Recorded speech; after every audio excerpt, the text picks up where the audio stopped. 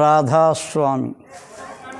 శ్రీ శ్రీ శ్రీ ఆనంద గురుదేవుల పాదపద్మములకు నమస్కరిస్తూ, నన్ను అనుక్షణం చైతన్యపరిచే గురుదేవులు ముకుంద పాదపద్మములకు నమస్కరిస్తూ, ఈ ప్రాంగణాన్ని ఆధ్యాత్మిక వాతావరణాన్ని కల్పించిన, ఈ ప్రాంగణానికి ఆధ్యాత్మిక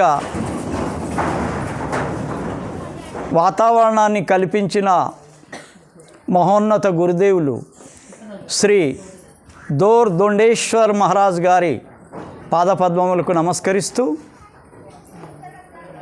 మీరంతా కూడా ఆ పరతత్వులని యొక్క రూపాలుగా, ఆ సూర్యకిరణము లాంటి ఆత్మ మీ అందరిలో ఉంది కాబట్టి మిమ్మల్ని కూడా ఆ యొక్క భగవంతుని యొక్క రూపాలుగా, పవిత్రమైనటువంటి ఆత్మలుగా, దివ్యమైనటువంటి ఆత్మలుగా పరిగణిస్తూ, మీ అందరి పాదాలలో తల వంచి, శిరస్సు వంచి పాదాభివందనం చేస్తూ ఈ సత్సంగం ప్రారంభిస్తున్నాం. शिष्य को ऐसा चाहिए गुरु को सब कुछ दे, गुरु को ऐसा चाहिए शिष्य कुछ न ले. చూడండి, గురు శిష్యు కో ఐసా చాహియే గురు కో సబ్ కుచ్ దే. ఇది ఈ శీర్షిక ఈరోజు మీకు ఆహ్వానం పంపిన దాంట్లో ఇదే ఉంది. శిష్యుడు ఎట్లా ఉండాలా? సర్వస్వం కూడా గురువుకు అర్పించేయాలి. మరి గురువు ఎట్లా ఉండాలా? గురువుకో ఐసా చాహియే శిష్య కుచ్ న లే. మరి శిష్యుడు, మరి గురువు ఎట్లా ఉండాలా? శిష్యుడి దగ్గర ఏమీ తీసుకోకూడదు. ఈ తమాషా చూడండి. ఫస్ట్ శిష్యుడు ఏమన్నా సర్వస్వం ఇచ్చేయాలి, కానీ గురువు మాత్రం ఏం చేయాలి? శిష్యుడి దగ్గర ఏది తీసుకోకూడదు, కేవలం ఆశీర్వాదం ఇవ్వాలి. ఈ ఆశీర్వాదంలోనే సర్వ ఐశ్వర్యాలు ఉన్నాయి.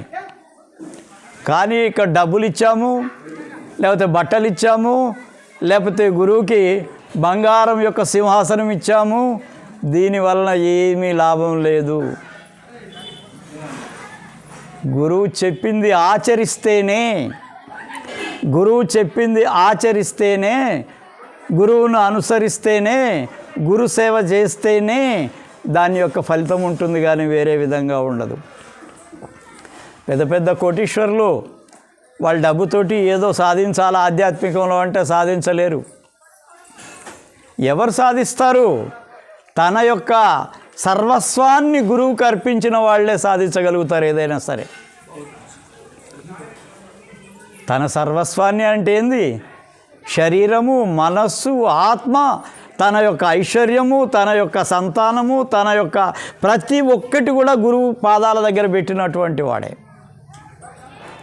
అంటే తాను ఏమీ లేకుండా తనలో ఉండేటువంటి నేను అనేది పూర్తిగా నశించిపోయినప్పుడు, నేను లేకపోతే అహంకారం లేదు, అహంకారం లేకపోతే మనస్సు లేదు, మనస్సు లేకపోతే ఆత్మదర్శనం. అంతే. అండర్స్టాండ్? అర్థమవుతుందా? ఇక్కడ ముఖ్యమైన విషయం ఏం లేదు, అహంకారమే నేను. ఈ నేను అనేది తొలగించాలంటే ఏం చేయాలి? గురువుకి సమర్పించుకో నీ మనస్సుని. గురువుకి పూర్తి స్థాయిలో నువ్వు సమర్పించుకున్నప్పుడు, నీవు ఖాళీ అయిపోయినప్పుడు గురువు యొక్క ఆశీర్వాదం మీ యొక్క హృదయంలోకి వెళ్ళిపోతుంది. ఇప్పుడు హృదయం అంటే మళ్ళా మీకు ఇక్కడ ఎక్స్ప్లెయిన్ చేయాలి. ఏంటి హృదయం అంటే? ఏంటంటే గుండె. ఈ గుండె కాదు, ఎడం వైపు ఉండేటువంటి గుండె కాదు. గుండె అనేది ఆధ్యాత్మిక చింతనలో ఇంకొక మాట వాడతారు, అది ఆధ్యాత్మికమైనటువంటి గుండె. దాన్ని ఏమంటారు? Spiritual heart. స్పిరిచువల్ హార్ట్ ఇది స్టార్ట్ అవుతుంది. అప్పటి వరకు మేల్కొని ఉండలేదు. ఇది మనస్సు ఎప్పుడైతే గురువుకి అర్పిస్తావో, సర్వము అర్పిస్తావో, నీలో చైతన్యం కలిగి నీలో ఒక రకమైనటువంటి తేజస్సు ఉత్పన్నమవుతుంది. ఎప్పుడైతే గురువుకు నువ్వు అర్పించగలుగుతావో, గురువు చెప్పింది కనుక పూర్తిగా ఆచరించగలుగుతావో, గురు శబ్దాన్ని పట్టుకోగలుగుతావో, అప్పుడు నీలో శబ్దం ఉదయిస్తుంది. అప్పుడు ఏం ఉదయిస్తుంది? నీలో శబ్దం వస్తుంది. శబ్ద ప్రకాష్. ఇప్పుడు మన రాధాస్వామిలో చెప్పేది అదే, ఎంతసేపు మేము చెప్పేది అదే. లోపలుండే ప్రకాశాన్ని చూడవయ్యా, లోపలుండే శబ్దాన్ని వినవయ్యా అని చెప్తుంటాం. ఇది సామాన్యమైన విషయం అనుకుంటున్నారా? లోపల శబ్దాన్ని వినటం, లోపల ప్రకాశాన్ని చూడటం అనేది సామాన్యమైన విషయమేం కాదు. ఇది చాలా చాలా మీ యొక్క సర్వస్వాన్ని గురువు యొక్క పాదాల దగ్గర విడిచిపెట్టినప్పుడు, మీరు అసలు ఖాళీ అయిపోయినప్పుడు, గురువు మీలోకి ప్రవేశించినప్పుడు ఆ గురువు యొక్క శక్తితోటి మీలో ఉండేటువంటి ప్రకాశము, ఆ శబ్దము అనేవి ఉత్పన్నమవుతాయి. మొట్టమొదట ప్రకాశం ఉత్పన్నమవుతుంది, ఆ తర్వాతనే శబ్దం ఉత్పన్నమవుతుంది.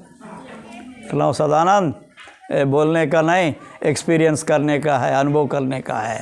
अनुभव का बात है ये. నేను ముందే చెప్తున్నా, ఈ మాటలతోటి చెప్పేది అయిపోయింది అనిపించేది కాదు. లోపలికి పోవాలే, ఆ శక్తి ఏందో లోపలికి అనుకోవాల్సిన అవసరం ఉంది. సత్సంగాలు చేస్తున్నాం, సంవత్సరాలు గడిచిపోతున్నాయి, 20 సంవత్సరాలు అయిపోయా, 30 సంవత్సరాలు అయిపోయా. మేము సత్సంగీయులం. ఏం సత్సంగీయులు? ఎక్కడ సత్సంగీయులు? ఎవరి కోసం సత్సంగీయులు? దిఖావట్ కేలియే నై కర్నా ఏ సాబ్. ఏంది? ఎవరైనా సరే షోయింగ్ చేయొద్దు. నేను ఒకటే చెప్తా ఎప్పుడు కూడా మా సత్సంగాల్లో, షోయింగ్ చేయటానికి మనం ఇక్కడికి రాలేదు, అంతర్దర్శనం కోసం వచ్చినాము మనం ఇక్కడికి. లోపలుండే శక్తిని వెలికి తీయటానికి మనం బయటకు వచ్చినాము ఇక్కడికి. ఈ శక్తిని మనం బయటకు తీయటము అని అంటే, మొట్టమొదట మన శరీరంలో ఈ భ్రూమధ్యానికి యొక్క పై భాగంలో లోపల 1 ఇంచు లోపల ఏముంది? దీన్ని సుషుమ్నా అంటారు. ఇక్కడ 2 నాడులు ఉంటాయి. ఇక్కడ సుషుమ్నా నాడి ఉంటుంది, దాంట్లో వెలుతురు వస్తుంది ఫస్ట్. చాలామంది అడుగుతారు, శబ్దమే ఎందుకు రాకూడదు, ప్రకాశమే ఎందుకు రావాలి అక్కడ? దానికి ఒక కారణం ఉంది. ప్రకాశము అంటే వెలుతురు యొక్క వేగము ఎంతనాయా ఫిజిక్స్ మాస్టర్? 1,86,000 కిలోమీటర్ల వేగంతో ఆ యొక్క ప్రకాశము లేకపోతే ఆ యొక్క వెలుతురు ప్రయాణం చేస్తే, శబ్దం యొక్క ప్రయాణం ఎంతుంది? అంటే 230 ఆర్ 330. అయితే అది చాలా తక్కువ ఉంటుంది దీంతో పోలిస్తే. 330 మీటర్లు పర్ సెకండ్ ఉంది. అయితే ఈ రెండు ఒకటేసారి స్టార్ట్ అవుతాయి. యాక్చువల్గా ఈ శబ్దము, ప్రకాశము రెండు కూడా ఒకటేసారి ప్రారంభమవుతాయి. ఈ ప్రారంభమయ్యి వెలుతురు యొక్క శక్తి ఎక్కువగా ఉంటుంది కాబట్టి, దాని స్పీడ్ ఎక్కువగా ఉంటుంది కాబట్టి మొట్టమొదట వెలుతురే కనపడుతుంది. ఇది సైంటిఫిక్గా మనం చెప్పేది. ఈ వెలుతురు చూసిన తర్వాత కొంత సమయాన్ని తీసుకున్న తర్వాత ఆ శబ్దం యొక్క బయటకు రావటం, శబ్దం బహిర్గతం కావటం ప్రారంభిస్తుంది. ఇక్కడ ఏం జరుగుతుందని అంటే, గురువును మీరు పూర్తిగా విశ్వసించినప్పుడు, మీరు ఖాళీ అయినప్పుడే ఇవి జరుగుతాయి. అంతేగాని మేము వస్తున్నాం పోతున్నాం చాలా రోజులాయా ఏమీ కావట్లేదు అంటే ఏమీ కాదు. ఇంకా నేను అనేది ఉంది లోపల. నేను నేనే చేస్తున్నా, ఇది నేనే ఇస్తున్నా, ఇది నేనే మహారాజుతో సత్సంగం చెప్పిస్తున్నా, ఇది నాదే అనేవాళ్ళు చాలామంది ఉన్నారు ప్రపంచంలో. ఇక్కడ కాదు, ఎక్కడైనా సరే చాలామంది పెద్ద పెద్ద సంస్థల్లో మేము చూస్తుంటాం. వాళ్ళు ఏమనుకుంటారు? మా వల్లే సత్సంగం జరుగుతుంది అనుకుంటారు. అది పిచ్చి భ్రమ. మహారాజు ఎవరి కోసమో వచ్చి ఇక్కడ సత్సంగాలు చేయరు. ఏ మహారాజు కూడా. వాళ్ళు నిజమైనటువంటి జ్ఞానులు కనుక అయితే వాళ్ళు ఎవరి కోసం చేస్తారు? ఎవరైతే జిజ్ఞాసులు ఉన్నారో వాళ్ళని మేల్కొల్పడానికే వస్తారాయా. గురువులు ఎందుకు వస్తారు? जो जिज्ञासी है वो लोगों को ऊपर जाने के लिए, वो प्रयत्न को हेल्प करने के लिए आता है. ఎందుకు? ఆ ప్రయత్నం ఏదైతే ఉందో, లోపల మీ తపన ఏదైతే ఉందో, మీ తపస్సు ఏదైతే ఉందో, దాన్ని వెలికి తీసుకురావటానికే గురువు ప్రయత్నం చేస్తూ ఉంటాడు. गुरु शिष्य को ऐसा चाहिए, गुरु को सब कुछ दिए.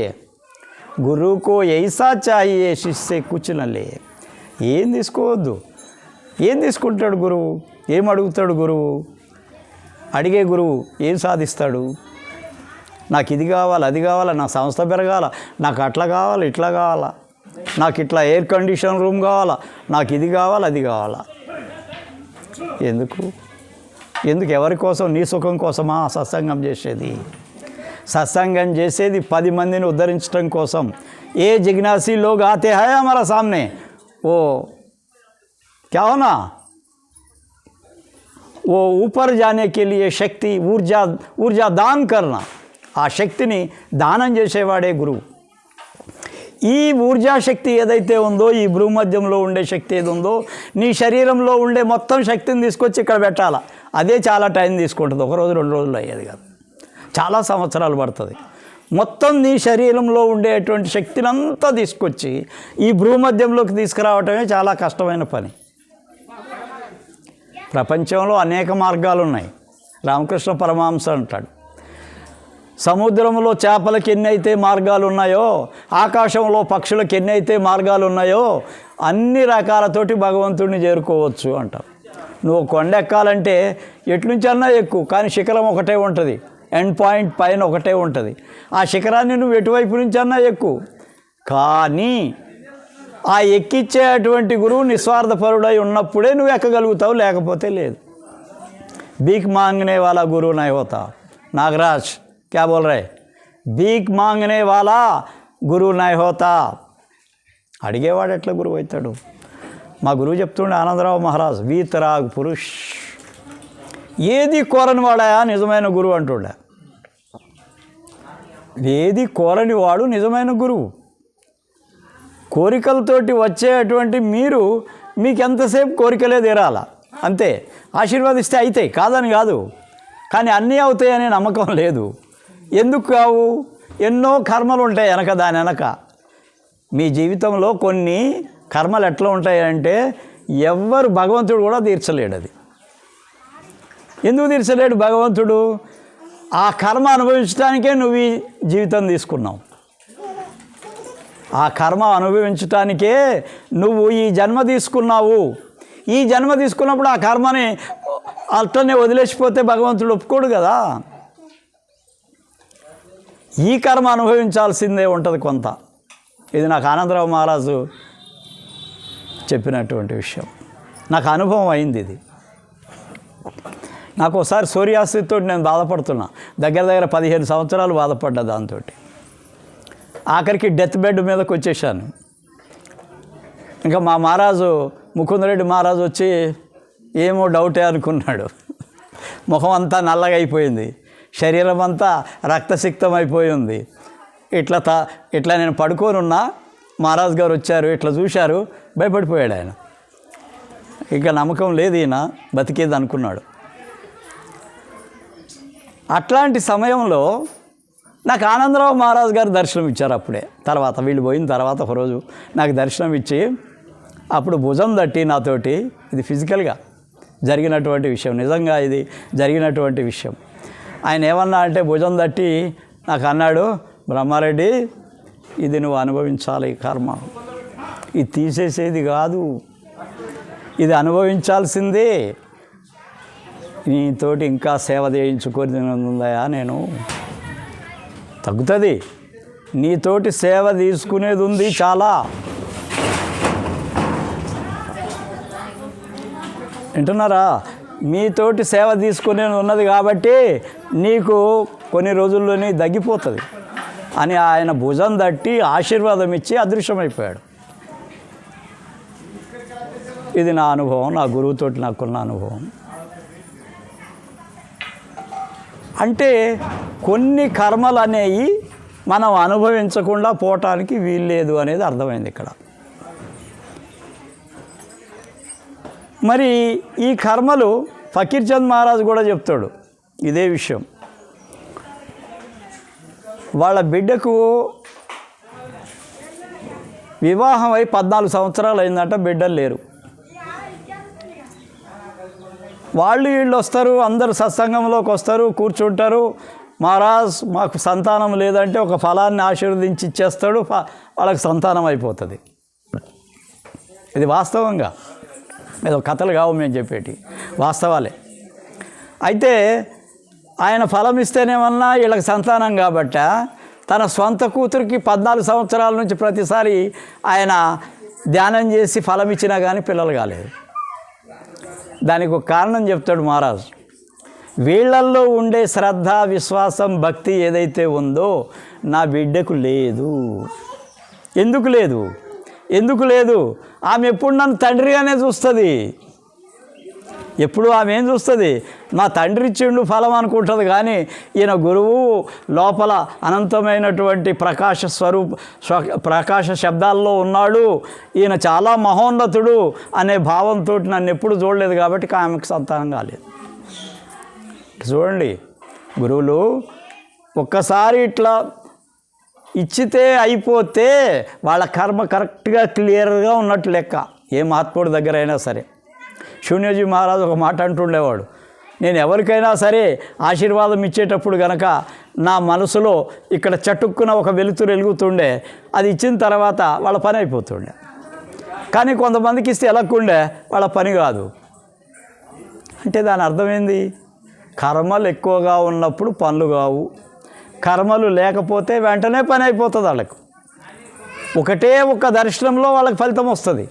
కొన్ని సంవత్సరాలు ఎమ్మడి తిరిగినా కానీ పని కాదు. ఆనందరావు మహారాజ్ గారు తన గురువుతోటి కలిసినటువంటి ఒక సంఘటన నాకు గుర్తొస్తుంది. దాతా దయాల్ మహర్షి శివవ్రతలాల్జీ మహారాజ్ చాలా గొప్ప సంత. ఆయన కలియుగ వ్యాసుడు అని అంటారు. 5000 పుస్తకాలు రాసిన మహానుభావుడు ఆయన. ఆయన నందుబాయిజీ అని నిజామాబాద్లో ఒక మహాత్ముడు ఉండే, ఒక గొప్ప సంత్ మహాత్మా ఉండే. ఆయన ఇంటికి వచ్చేవాడు, ప్రతి సంవత్సరం ఒకసారి వస్తుండే. వచ్చేసి అక్కడ సాధన చేసేది ఇంట్లో. అయితే ఆనందరావు మహారాజ్ గారు, మా గురువు గారు, ఆయన యొక్క దర్శనానికి ఒకసారి పోతే ఆయన అడిగిండు, మొత్తం సత్సంగం అయిన తర్వాత మీరు లోపల ప్రకాశం శబ్దం గురించి చెప్తున్నారు, లోపల శక్తులు ఉన్నాయని చెప్తున్నారు, వీటిని మేము బయటకు తీయటం ఎట్లా మహారాజా అని అడిగాడు. అప్పటికి ఈయన యొక్క ఆర్థిక పరిస్థితి చాలా కష్టంగా ఉండే, జీవనం చాలా కష్టంగా జరుగుతుంది ఆనందరావు మహారాజ్. అటువంటి దశలో ఆయన అడిగాడు, మహారాజ్ మరి లోపల ఏదో అంటున్నారు, అది ఎట్లా నేను వెలికి తీయాలా అన్నాడు. అట్లా కాదయ్యా, నువ్వు రేపు పొద్దుగలరా, పొద్దున్నే 3:30కో 4 గంటలకో చెప్తాడు, పొద్దున్నే రావాలి. వస్తే ఇక్కడ గేట్ కాడ ఉంటారు, వాళ్ళకి చెప్పాలి ఇట్లా మహారాజు రమ్మన్నాడంటే. ఆయన ఎంత సెక్యూరిటీ ఉంటుండంటే ఆయన యొక్క శిష్యులు ఉత్తరప్రదేశ్ నుంచి ఆయన ఎమ్మటి వచ్చేవాళ్ళు, ఓ 10-15 మంది ఎప్పుడు ఎమ్మటి ఉండేవాళ్ళు. వాళ్ళు ఇట్లా పెట్టేస్తారు, లోపలికి రానియరు ఎవరిని. గురువు లోపల ఉన్నాడంటే, రూమ్లో ఉన్నా అంటే బయట ఇట్లా పెట్టేస్తారు, ఎవరిని రానియరు. అయితే మహారాజుకి వాళ్ళు అక్కడ కాపలా ఉన్నటువంటి వాళ్ళని అడిగారు, వీళ్ళు పొద్దున్నే పోయి. వచ్చేటప్పుడు ఒక పని చేయమన్నాడు ఆయన, 2 బత్తీసలు, అగరబత్తులు, 2 పువ్వులు ఏమో చెప్పిండు, అంతే, వెరీ సింపుల్, అంతే, ఇవే తీసుకురమ్మన్నాడు. ఇవే తీసుకొని లా లోపలికి అని చెప్పిండు. లోపలికి పోవడానికి వాళ్ళు అడ్డగిస్తే వాళ్ళు ఆ మాట విన్నాడు లోపల. శివవ్రతలాల్జీ మహారాజు లోపల ఉస్కో ఆందేవ్ అన్నాడు, లోపలికి రానియండి ఆయన. ఆయన లోపలికి పోయాడు. లోపలికి పోయిన తర్వాత అక్కడ ధ్యానం చేపించాడు మహారాజ్. ఆయన ముందు కూర్చోబెట్టుకొని ధ్యానం చేపిస్తే లోపల సూర్యదర్శనం అయింది, సూర్యుడు కనపడ్డాడు. అయితే ఆయన పక్కన ఒక 10-15 మంది ఉంటారని చెప్పినాను కదా, వాళ్ళు 5-6 ఏళ్ల నుంచి తిరుగుతూ ఉన్నారు ఆయన ఎమ్మట. మాకు నామదానం కావాలా, మాకు దీక్ష కావాలా. నామదానం అంటే దీక్ష ఇవ్వడం. వాళ్ళు మాకు నామదానం కావాలని తిరుగుతూ ఉంటే 5-6 ఏళ్ల నుంచి ఎవరికి కూడా ఒక్కళ్ళు కూడా నామదానం ఇవ్వలేదు. ఈయనకు లోపల సూర్యదర్శనం చేపించి నామదానం ఇచ్చేసిండు. సూర్యదర్శనం అయిపోయింది, పొమ్మన్నాడు. ప్రతిసారి దర్శనం చేసుకో, ఇక్కడికి వచ్చినప్పుడు అది ఇది కొన్ని జాగ్రత్తలు చెప్పి ఎట్లా వ్యవహరించాలా, ఎట్లా కుటుంబంతో ఉండాలా, ఎట్లా పొద్దున్నే లేవాలా, ధ్యానం ఎట్లా చేయాలా, అన్ని పద్ధతులు చెప్పేసాడు, పంపించాడు. ఇక ఆ తర్వాత మొదలైంది. ఈ అమ్మడి తిరిగేవాళ్ళు 5-6 ఏళ్ల నుంచి తిరుగుతున్నారు కదా, మహారాజ్ తోటి మొదలుపెట్టారు. శివమంగళ్ సింగ్జీ, శివభరత్లాల్జీ మహారాజ్ తోటి అడిగారు, మహారాజ్ ఈ నిన్ననే కదా ఆయన వచ్చింది, ఈరోజే ఆయనకు దీక్ష ఇచ్చేసారు ఉన్నాయి, ఈరోజే దీక్ష ఇచ్చేశారు, మరి మేము 5-6 ఏళ్ళ నుంచి మేము ఎమ్మడి తిరుగుతున్నాం, మాకెందుకు ఇవ్వలేదు అని అండి. అప్పుడు ఏం చెప్పిండంటే ఆయన, అయ్యా మీరు చూస్తున్నది ఈ మనిషిని, ఇక్కడికి వచ్చినటువంటి ఈ వ్యక్తి ఏమనుకుంటున్నారు మీరు, ఈయన నా గురువైన రాయ్ సాలిగ్రామ్ మహారాజ్ యొక్క శిష్యుడయ్యా. ఈయన ఆల్రెడీ ఇంతకుముందు ధ్యానంలో పై స్థాయికి పోయి ఉన్నాడు. అప్పుడు నేను ధ్యానం చేపిస్తూ సూర్యదర్శనం అయిపోయింది, అందుకే ఆయనకి ఇచ్చాను, నేను రెన్యువల్ చేస్తున్నాయి. ఏమన్నాడు, నేను దీనిని రెన్యువల్ చేస్తున్నా, ఇంతకు ముందున్నటువంటి ఆధ్యాత్మిక చక్రంలో నుంచి పైన ఉండేటువంటి సాధన ఏదైతే చేశాడో దాన్ని నేను రెన్యువల్ చేస్తున్నా అన్నాడు. అంటే ఎవరికంటే వాళ్ళకి ధ్యానం కుదరదు, వాళ్ళకి నామదానం దొరకదు అనేదానికి ఉదాహరణ ఇది. అర్థమవుతుంది కదా నేను చెప్పేది? అందరికీ కుదరదు. ఎందుకు? పూర్వంలో గనక ఎవరైతే చేసి ఉంటారో, వాళ్ళ కర్మ పరిపక్వమై ఉంటుందో వాళ్లకు మాత్రమే ఈ ధ్యానం కుదిరే అవకాశం ఉంది. ఎంతోమంది వస్తారు. ఒక ఆయన నా ఎమ్మటి వచ్చాడు ఒకసారి, ఆనందరావు మహారాజ్ బాన్స్వాడ వస్తుండే. బాన్స్వాడ వచ్చినప్పుడు అక్కడ సత్సంగం చేస్తూ ఉంటే మా స్నేహితుడు ఒకరిని పట్టుకొచ్చిన ఒకసారి, అరే ఒకసారి రారా భయ్, ఇక్కడ మహారాజు వచ్చిండు, సత్సంగం చేస్తాడు, అంతా బాగుంటుంది అని చెప్పి వస్తే ఆయన కొద్దిసేపు ఉన్నాడు. కొద్దిసేపు ఉన్న తర్వాత ఆయన మైండ్లో ఆయన ఆలోచనలు ఎట్లా వచ్చినాయంటే చెడ్డ ఆలోచనలు వచ్చేసినాయి అంట. వింటున్నావా? చెడ్డ ఆలోచనలు వచ్చేసినాయి. ఆగలేకపోయిండు అక్కడ, వెంటనే అక్కడి నుంచి వెళ్ళిపోయాడు, పరారైపోయాడు. అక్కడ నిలబడటానికి కూడా ఛాన్స్ లేకుండా అయిపోయింది ఆయన.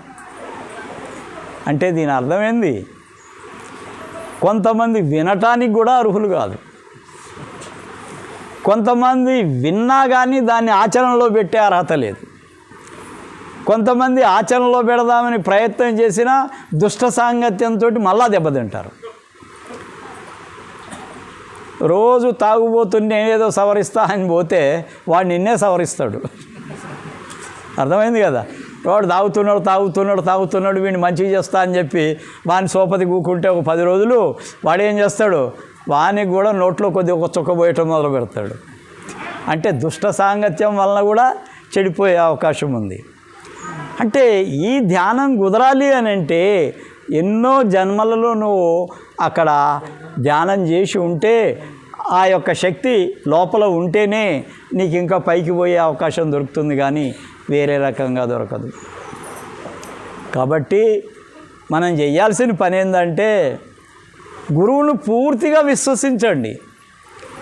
మీ యొక్క కుటుంబం యొక్క కష్టాలు పోవాలంటే గురువు దగ్గరకు వస్తే ఆయన యొక్క ఆశీర్వాదంతో కొన్ని నెరవేరగలుగుతాయి. అన్నీ నెరవేరుతాయి అని నేను చెప్పలేను, ఎందుకంటే ఎవరికి సాధ్యం కాదు అది, ఎందుకంటే కర్మలు అనుభవించేటివి ఉంటాయి. కానీ ఒకసారి మన దగ్గరకు వచ్చారు, గురువు దగ్గరకు వచ్చారు, ఆశీర్వాదం తీసుకున్నారు. మహారాజు నాకు బాగా కడుపులో నొప్పి ఉంది, నేనేం చేయాలా అని అడిగితే మహారాజు ఏదో ఇట్లా అని ఆశీర్వాదం అని అంటే వెంటనే కడుపులోనే తగ్గిపోయింది. మా లలిత లాంటిది ఒకటి ఉంటుంది, లలిత. ఈ లలితకు విపరీతమైన తలలో నొప్పి వచ్చింది ఒకసారి.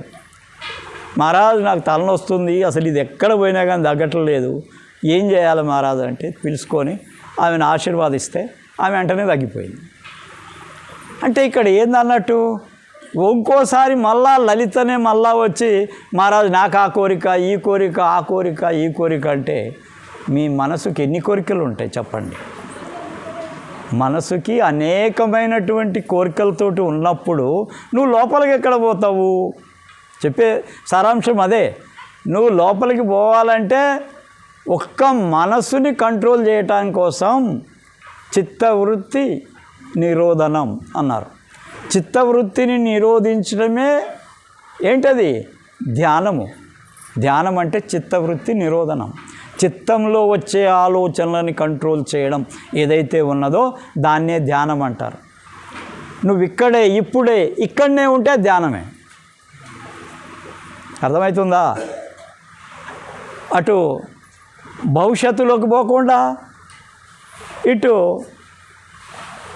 గడిచిపోయినటువంటి కాలంలోకి పోకుండా మధ్యలో ఇప్పుడు ఇక్కడే ఉండటమే ధ్యానం.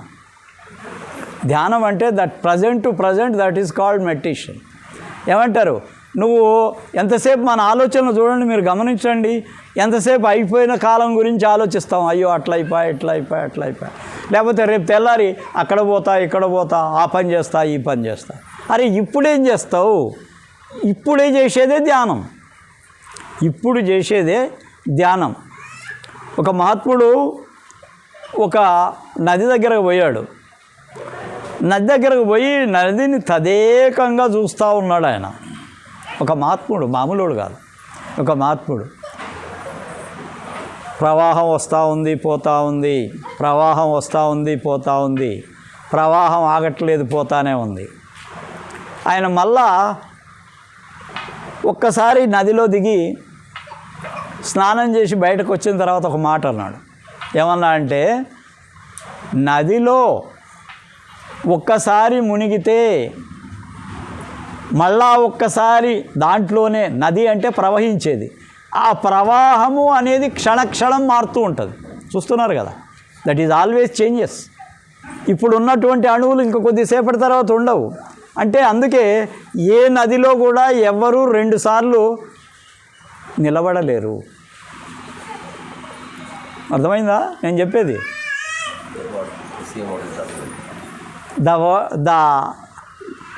ఆ రివర్ అనేది ప్రవహిస్తూ పోతూ ఉంటుంది. నువ్వు 2 సార్లు ఎక్కడ ఉంటావు అక్కడ? ఒకసారి పోయినాము అంటే ఆ అణువులు, ఆ ప్రవాహము అనేది నువ్వు టచ్ అయిపోయింది. ఆ నీళ్లు మళ్ళీ లేవు. ప్రవహించేదే నది. నది యొక్క ప్రవాహంలో 2వసారి నువ్వు ఉండవు. చూసారా? ఈ విషయం మీరు బాగా గమనించండి. అంటే నదిలో దిగితే 2వసారి నువ్వు ఆ నీళ్లతోటి ఆ ప్రవాహంలో ఉండవు. వేరే ప్రవాహం వచ్చేస్తూ ఉంది. వేరే ప్రవాహంలో వేరే అణువులు వచ్చేస్తున్నాయి. అక్కడ మంచినీరు కావచ్చు, మురికి నీరు కావచ్చు, లేకపోతే ఔషధ గుణాలు కలిగినటువంటి నీరు కావచ్చు, మరి ఏదన్నా కావచ్చు. వన్స్ ఒక్కసారి నువ్వు దాంట్లో దిగితే మళ్ళా కొద్దిసేపట్లోనే ఆ నదిలో నువ్వు లేనట్లు లెక్క. వన్స్ యూ ఎంటర్డ్ అంటే మీరు అడగొచ్చు, నది అంటే ప్రవహించేది. నది కనుక లేదనుకో దాన్ని ఏమంటాం మనం? ఎండిపోయింది నది. దాన్ని ఏమంటాం? ప్రవాహం అంటావా? నది ఎండిపోయింది అంటాం. ఎండిపోయింది ఏంది? నీళ్ళు ఎండిపోయినాయి. నీరే ప్రవాహం, ఆ ప్రవాహమే నది. ఈ ప్రవాహంలో నువ్వు ఒక క్షణంలోనే వెళ్ళిపోతున్నట్టుగానే నీ మనసు యొక్క ఆలోచనలు కూడా క్షణం మారుతూ ఉంటాయి. క్షణం ఆలోచనలు మారుతూనే ఉంటాయి. ఈ ఆలోచనలన్నింటినీ కూడా దృఢంగా ఒక దగ్గర నిశ్చలత్వంలోకి తీసుకురావటమే ధ్యానం. నిశ్చలత్వంలోకి తీసుకురావటమే. ఇక్కడ పూర్వం లేదు, భవిష్యత్తు లేదు. ఇప్పుడు ఇక్కడే ఉన్నప్పుడు, నీ మనసు స్థిరంగా ఉన్నప్పుడు అదే ధ్యానం. ఈ స్థితికి తీసుకురావటానికే గురువు ఆశీర్వాదం ఇస్తాడు. गुरु को ऐसा चाहिए शिष्य कुछ न ले लेकिन क्या करना चाहिए? ఆశీర్వాదం देना चाहिए. ఏమి ఇవ్వాలా? ఆశీర్వాదం ఇవ్వాలా. ఈ ఆశీర్వాదము ఆ యొక్క శిష్యుడి మీద పనిచేసి అతను గనక హృదయం అంతా ఖాళీ అయిపోతే దాంట్లో అతను ప్రవేశించడానికి అవకాశం ఉంది. ఎప్పుడు వస్తాడాయా గురువు లోపలికి మనకి? నువ్వు ఖాళీ అయిపోతే. ఖాళీ అయిపోవటం అంటే ఏంది మహారాజు? లోపల పేగులు ఇదంతా తీసేయమంటారా? ఏంది అని మీరు అడగవచ్చు. థాట్లెస్ స్టేట్, ఆలోచన లేనటువంటి స్థాయిలో మీరు ఖాళీ కావటం అంటే ఆలోచనలు లేవు. పూర్వం లేదు, భవిష్యత్తు లేదు, ప్రజెంట్ ఇప్పుడు ఈ స్థితిలోనే ఇక్కడనే ఉన్నాము అనే ఒక ఫీలింగ్ ఎప్పుడైతే ఉంటుందో దాంట్లో ఉన్నప్పుడు గురువుగారు లోపలికి వస్తారు. నేను చెప్పే మాటలు డైరెక్ట్గా మీ హృదయంలోకి లోపలికి రావాలంటే మీరు ఖాళీ అయి ఉండాలి. ఇప్పుడు చూడండి, నిండుగా ఉండేటువంటి ఆలోచనలతో నిండుగా ఉన్న ఒక పాత్రలో మీరు ఇంకా ఎన్ని నీళ్ళు పోయగలుగుతారు? ఎన్ని నీళ్ళు పోస్తారు? కాంట్, చేయలేరు. అదే కనుక దాన్ని పూర్తిగా ఖాళీ చేశారనుకో, ఆ నీటిని ఖాళీ చేసి పాత్రను ఉంచారనుకో, దాంట్లో మీరు నీళ్లు పోయొచ్చు, ఆ ఖాళీని నింపొచ్చు. ఈ నింపేటువంటి, ఈ ఖాళీని నింపేటువంటి స్థితి ఏదైతే ఉందో అదే గురువు యొక్క ఆశీర్వాదం. సమజ్రాయ్? అర్థమవుతుంది కదా? మాటలు కాదు ఇవి, ఎక్స్పీరియన్స్. ఈ ఎక్స్పీరియన్స్ కోసమే ఇక్కడ సత్సంగం. ఇది జ్ఞానయజ్ఞం. అందరికీ ఏదో వచ్చారు పోయారు అనిపించడం కాదు. మీరు గనక ఒకవేళ నాతోటి ప్రయాణం చేసినప్పుడు నేను ఆ బాధ్యత తీసుకుంటాం. ఇది మహారాజ్ దగ్గరికి తేబోతిమి, ఇంకోసారి ఏం పోయేది ఉంది, మళ్ళా ఒక 4-5 నెలల తర్వాత పోదాం, అప్పుడు మళ్ళీ ఆశీర్వాదం తీసుకుందాం, అప్పుడు మళ్ళీ కొత్త కోరిక ఒకటి ఉంటుంది. మహారాజ్ మా అబ్బాయి స్కూల్కి సరిగా పోవటంలే, ఆయనకు ఆశీర్వాదం ఇవి అడిగేది మహారాజుల్ని. ఇవయా ఇవి అడగకూడదు.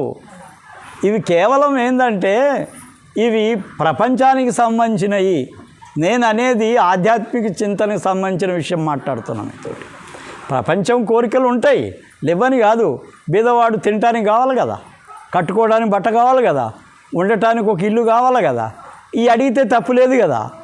కానీ నాకు ఈరోజు 10 లక్షలు ఉన్నాయి, రేపటి 1 కోటి రూపాయలు కావాలా, ఒక నెలలో ఇంకా 10 కోట్లు కావాలనుకోవటమే దురాశ. ఈ కోరికలు వద్దు. కనీస అవసరాల కోసం అడిగితే ఆశీర్వాదం ఫలిస్తుంది. కానీ అత్యాశతోటి ఇంకా ఇంకా కావాలనుకోవటం మాత్రం ఆ కోరికలు అనరు, ఆయన అడుక్కోవటం అని అంటారు. ఏం శశిరాణి, బెగ్గింగ్, అడుక్కోవటం. ఇప్పుడు మీ బిడ్డ అడిగింది, మహారాజ్ నాకు తలనొస్తుంది, ఏం చేసాం? ఆశీర్వాదం తగ్గిందా లేదా? మరి చాలు, అదొక్క కోరిక సరిపోయిందా? బాగా చదువుకుంటుంది, బాగా హ్యాపీగా ఉండగలుగుతుంది, పని చేసుకుంటుంది, ఇది చాలు మనకి. అయితే ఇక్కడ జరిగేది ఏంటంటే 1-2 కోరికలు అడిగితే ఓకే, ఎంతసేపు అడుక్కోవటమేనా గురువుని? అది కరెక్ట్ కాదని నేను అంట. మీరు అడగాల్సింది, గురువు దగ్గరకు వస్తే మీరు అడగాల్సింది ఏంటంటే, మహారాజ్ మాకు ఆధ్యాత్మిక చింతనలో ఉన్నత స్థాయికి తీసుకెళ్ళండి, మీరు చెప్పినట్టు మేము నడుస్తాము, మీరు మాకు నామదానం ఇచ్చి మా యొక్క ఇంకొక జన్మకు రాకుండా ఉండేటువంటి పరిస్థితిని కల్పించండి అని అడగటమే నిజమైన ఆధ్యాత్మికవాణి కావు. జో కోయి ఆయే మేరీ సభా మే గురు కా రూప్ లకా హూ అన్నాడు ఫకీర్ చంద్ మహారాజ్. ఏమన్నాడు? జో కోయి ఆయే మేరీ సభా మే గురు కా రూప్ లకా హూ. అయ్యా, నిజమైన భక్తితోటి, నిజమైన తపనతోటి, నిజమైన త్యాగంతో మీరు నా దగ్గర గనక వచ్చినట్లయితే మీకు ఆ భగవంతుని యొక్క రూపాన్ని చూపిస్తాను. ఆ భగవంతుడు అంటే ఎవరయ్యా? మళ్ళీ ఇక్కడ ఒక పెద్ద డౌట్. అక్కడ ఏమన్నా ఈశ్వరుడు పరమేశ్వరుడు ఉన్నాడు, ఇక్కడ ఏమన్నా విష్ణు ఉన్నాడు, ఇక్కడ బ్రహ్మ ఉన్నాడు, అక్కడ యేసు ఉన్నాడు, అక్కడ అల్లాహ్ ఉన్నాడు, అక్కడ ఎంతోమంది దేవతలు అక్కడ ఉన్నారు. మరి నిజమైన భగవంతుడు ఎవరో ఒక్కడే కదా ఈ ప్రపంచాన్ని మొత్తం నడిపించేది. ఈ ప్రపంచాన్ని మొత్తం నడిపించేది ఎవరు? ఒకే ఒక శక్తి, అదే ప్రకాశము, శబ్దం. దాని రూపాలు అనేకం. నువ్వు రాముడిని ప్రార్థించినా, కృష్ణుని ప్రార్థించినా, లేకపోతే అల్లాను ప్రార్థించినా, యేసును ప్రార్థించినా, మోజస్సును ప్రార్థించినా, జరాతుష్ట్రాన్ని ప్రార్థించినా, ఎవరిని ప్రార్థించినా కానీ చేరేది అక్కడికే. ఇవన్నీ రూపాలు. ఇప్పుడు గుడికి పోతాం, ఎందుకు పోతాం? గుడి దగ్గరకు పోయి ప్రదక్షిణలు చేసి గుడికో నమస్కారం చేస్తాము, అక్కడ ఏయో కోరికలు చెప్పుకుంటాము, వస్తాము, ఆ భగవంతుడు తీరుస్తాడు. కానీ ఆ భగవంతుడు అక్కడ మనం ఇచ్చిన రూపమే కానీ అసలైన రూపం కాదు. సుండ్రాయ్, అసలైన రూపం కాదు. అసలైన రూపం భగవంతుని యొక్క రూపము ప్రకాశము మరియు శబ్దం. అయితే దీన్ని సాధించుకోవటం కోసమే సత్సంగం. లోపల ఆ శక్తిని వెలికి తీయటమే గురువు యొక్క పని. మీరు ఆ విధంగా ఖాళీ కావటమే మీ పని. శిష్యుకో ఐసా చాహియే గురువుకో సబ్ కుచ్ దే. అరే ఖాళీ అయిపోవా, గురువు దగ్గరకు వచ్చినామంటే సర్వం గురువుకి అర్పించేసేయి. జో జనక్ కే జైసా. ఎట్లా అర్పించాలా? అష్టావక్రుడు అనే ఒక ఆయన, ఒక బ్రహ్మస్థితిలో ఉండేటువంటి ఆయన అష్టావక్ర మహర్షి అంటారు. అయితే అష్టావక్రుడు ఏం చేసిండంటే, వాళ్ళ తండ్రి వంది అతని పేరు, ఒక పెద్ద సభ చేస్తాడు, ఎవరు జనకుడు. చేసి ఆ సభలో ఎవరైతే ఓడిపోతారో వాళ్ళందరినీ కూడా ఒక జైల్లో బంధించేయాలి. సాధువులు సత్పురుషులు అందరూ వస్తారు, ఒక పెద్ద తర్క వివాదం జరుగుతూ ఉంటుంది అక్కడ. దాంట్లో అది ఆధ్యాత్మిక చింతన సంబంధించినటువంటి సభ. ఆ సభలో ఒకళ్ళనొకళ్ళు ఓడించుకోవటం. అయితే అందరినీ కూడా ఓడించడానికి రెడీ అయిపోతారు, ఒకళ్ళనొకళ్ళు చేస్తారు. ఆఖరికి జనకుడు ఒకటి చెప్తాడు, అయ్యా ఎవరైతే ఈ యజ్ఞంలో గనక గెలుస్తారో, ఈ సాధనలో ఆపేసే అడి తీసుకెళ్ళి,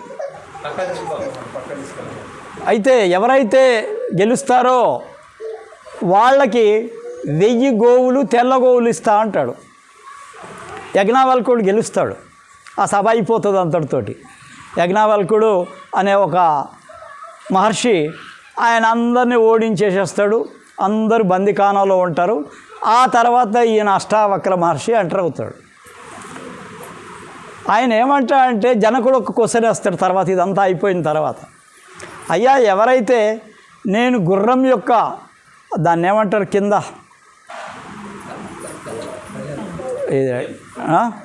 డెక్క అంటారు చూడు, గుర్రపు కింద దాని మీద నుంచి ఎక్కుతారనమాట. గుర్రం పైకి ఎక్కడానికి దాన్ని సపోర్ట్ తీసుకొని ఎక్కుతారు. అయితే దాన్ని ఎక్కేంత లోపల నాకెవరైనా జ్ఞానోదయం చేయగలరా అడుగుతాడు. గుర్రపు డెక్కలో ఎక్కేంత వరకు, గుర్రాన్ని అధిరోహించే వరకు, ఆ డెక్క మీద కాలు పెట్టి అధిరోహించే వరకు నన్ను ఎవరైనా సరే ఆ యొక్క ఉన్నతమైనటువంటి స్థితి, జ్ఞానస్థితికి తీసుకెళ్ళగలుగుతారా అని అడుగుతాడు. అందరూ ఓడిపోయారు, ఎవరు చెప్పలేరు. అష్టావక్రుడు అక్కడికి వెళ్ళి బయలుదేరి వస్తున్నాడు. అష్టావక్రుడికి 8 వంకరలు, బాడీ అంతా కూడా ఎట్లుందైంది, 8 వంకరలతో ఉండి, చేతు వంకరే, ఈ చేయి వంకరే, ఈ కాలు వంకరే, ఇక్కడ ఈ శరీరం వంకరే, నడుము వంకరే, అన్ని వంకరలే, 8 వంకరలు గలవాడు. కాబట్టి అతన్ని ఏమన్నాడు, అష్టావక్ర మహర్షి అన్నారు. మహాతపోధనుడు, గొప్ప జ్ఞాని. ఆయన ఎప్పుడైతే వస్తూ ఉన్నాడో సభలో కొలువు తీరినటువంటి మంత్రులు, ఆ జనాలు ఎవరైతే ఉంటారో రాజ్యసభలో, రాజు యొక్క సభలో, వాళ్ళందరూ పగలబడి నవ్వుతూ ఉంటారు. అరే ఏ కైసా ఒంటెలాగా ఉన్నాడు ఈయన, ఇన్ని వంకర్లా అని చెప్పి నవ్వుతూ ఉంటారు. ఫస్ట్ డైలాగ్ జనకుడు అక్కడికి రాంగ్లోనే జనకుడిని ఆయన ఒక ప్రశ్న వేస్తాడు. అతను కూడా నవ్వుతాడు, అష్టావక్రుడు కూడా నవ్వి అప్పుడు జనకుడితోటి అంటాడు, జనక నీ కొలువులో అందరు గుడ్డివాళ్ళు ఉన్నారేమాయా అంటాడు. గుడ్డివాళ్ళు ఉన్నారంటాడేందినా, మీరందరు గుడ్డివాళ్ళేనాయా అంటాడు. ఏంది అంటాడు, మీరందరు నా చర్మాన్ని చూశారు, నా బాడీని చూశారు, నా శరీరాన్ని చూశారు, కానీ నాలో ఉండే ఆత్మను చూశారా మీరు ఎవరన్నా? జనక నీ కొలువులో నాలో ఉండే ఆత్మను ఎవరన్నా చూసిన వాళ్ళు ఉంటే నిలబడమని. ఎవరు మాట్లాడతాడు, వాళ్ళకి అలా అనుభవం ఉంటే కదా. అనుభవం లేదు, లోపల గురించి తెలవదు, బయట చాలా మాటలు చెప్తూ ఉంటారు.